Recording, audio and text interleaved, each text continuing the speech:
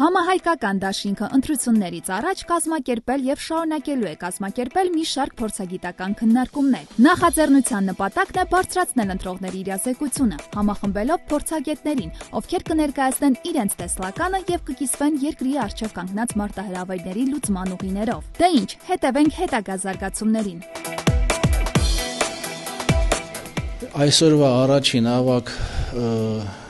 հանդիպումը նվիրված է կարևորագույն հարցերից մեկին, անվտանգությանը, եւ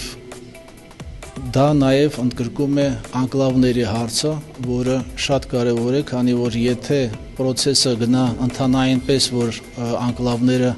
եւս հանձնվեն, ապա Հայաստանը կանգնելու է անդառնալի խնդիրների առաջ։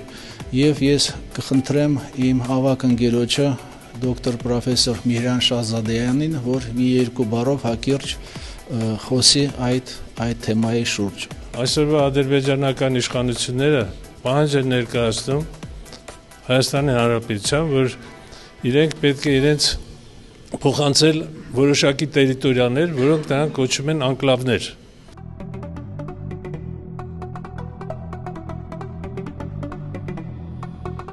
Վերջի 35 տարվա մեջ այսպիսի ծայրահեղ պառակտում հասարակությունը հայկական չի ունեցել, թե Սփյուռքում, թե Հայաստանում։ Անկլավներ չեն եղել եւ չէին կարող ունենալ։ Այն տարածքները, որոնք կոչվում են անկլավներ, եթե դա այդ տարածքները փոխանցված լինեին, ասենք Հայաստանից դեպի Ադրբեջան, դա պետք է ունենար իրեն լրջագույն իրավական հիմքեր, իրավական փաստաթղթեր։ Նման փաստաթղթեր մեզ չհաջողվեց գտնել, նրանք չկան, գոյություն չունեն։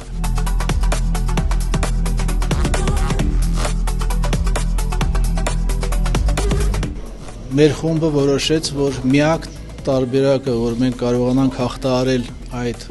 մարտահրավերները, դա միաբանումն է։ Միաբանումն է բոլոր հայերի, թե հայկական կազմակերպությունների եւ թե անհատների։ Եվ հենց այդ պատճառով է ստեղծվեց համահայկական հասարակական դաշինքը, որը իրենից ներկայացնում է մի հարթակ, որը միաբանելու է հայ ժողովրդին 6 հայակենտրոն սկզբունքների շուրջ։ Եվ մենք իրավունք չունենք այդ հարցը այսպես թողնել անուշադրության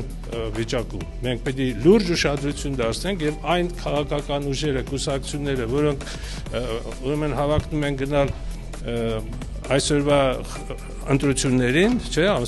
հունիսի 7-ի, նրանք իրենց ծրագրերում պետք է լուրջ ասեն, թե ինչ են այս հարցի վերաբերյալ իրենց պոզիցիան որն է եւ ինչ ճանապարհներ են գտնում այդ հարցը լուծելու համար ի օգուտ մեր ժողովրդին, մեր պետության։